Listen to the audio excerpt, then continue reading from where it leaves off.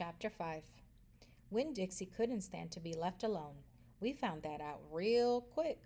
If me and the preacher went off and left him by himself in the trailer, he pulled all the cushions off the couch and all the toilet paper off the roll. So we started tying him up outside with the rope when we left. That didn't work either. Winn-Dixie howled until Samuel, Mrs. Detweller's dog, started howling too. It was exactly the kind of noise that people in all adult trailer park do not like to hear. He just won't he just doesn't want to be left alone, I told the preacher. That's all. Let's take him with us. I could understand the way Winn-Dixie felt. Getting left behind probably made his heart feel empty. After a while, the preacher gave in, and everywhere we went, we took Winn-Dixie, even to church. The Open Arms Baptist Church of Naomi isn't a regular looking church. The building used to be a Picket Quick store, and when you walk in the front door, the first thing you see is the Picket Quick motto. It's written on the floor in little tiny red tiles that make great big letters that say pick, pick, pick, quick, quick, quick. The preacher tried painting over those tiles, but the letters won't stay covered. And so the preacher has just given up and let them be.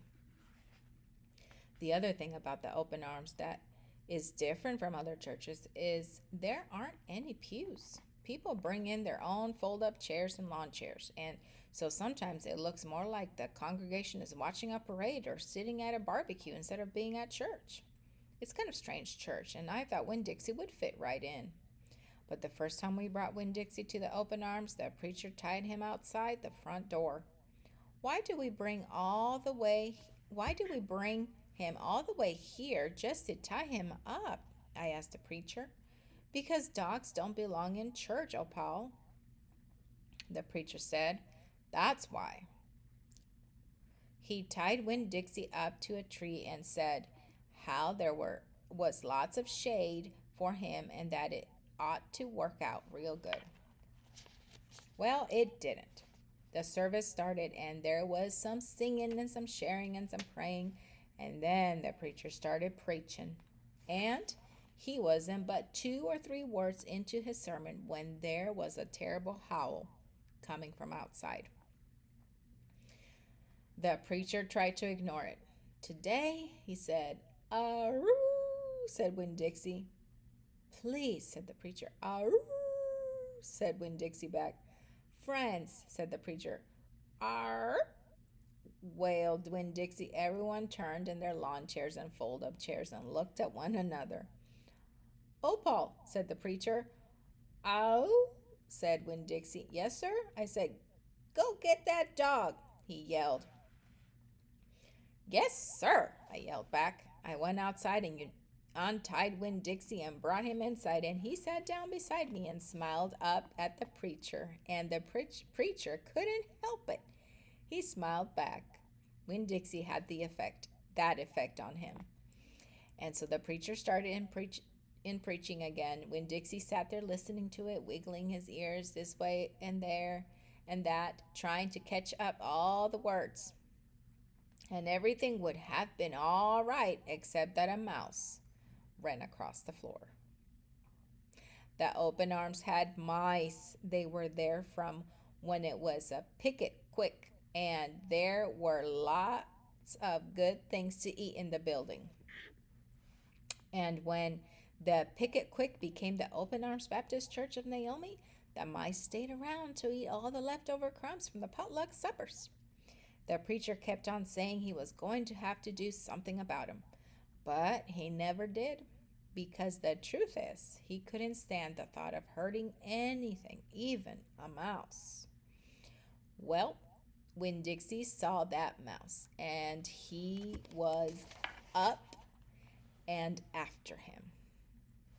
One minute everything was quiet and serious, and the preacher was going on and on and on, and the next minute Winn-Dixie looked like a furry bullet shooting across the building, chasing the mouse. He was barking and his feet were skidding all over the polished Picket Quick floor, and people were clapping and hollering and pointing.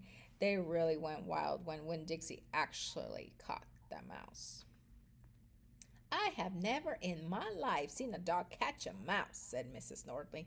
She was sitting next to me. He's a special dog, I told her. I imagine so, she said back.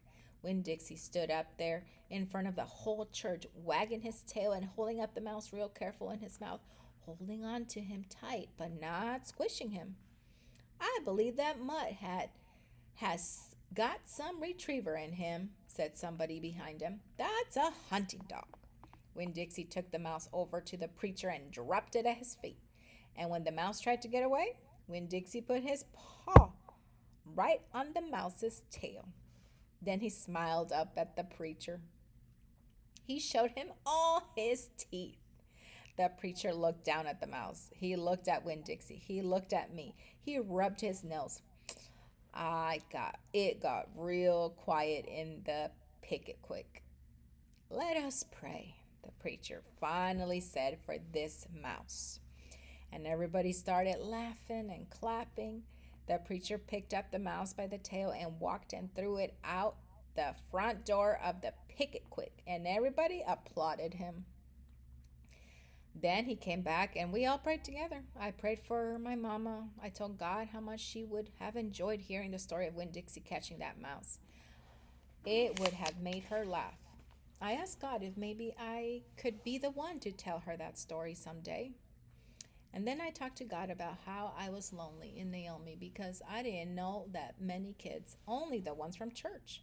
And there weren't that many kids at the open arms, just Dunlap and Stevie Dewberry, two brothers who weren't twins but looked like they were, and Amanda Wilkinson, whose face was always pinched up like she was smelling something real bad, and Sweetie Pie Thomas, who was only 5 years old and still mostly a baby. And none of them wanted to be my friend anyway, because they probably thought I'd tell on them to the preacher for every little thing they did wrong. And then they would get in trouble with God and their parents. So I told God that I was lonely, even having Winn-Dixie. And finally, I prayed for the mouse, like the preacher.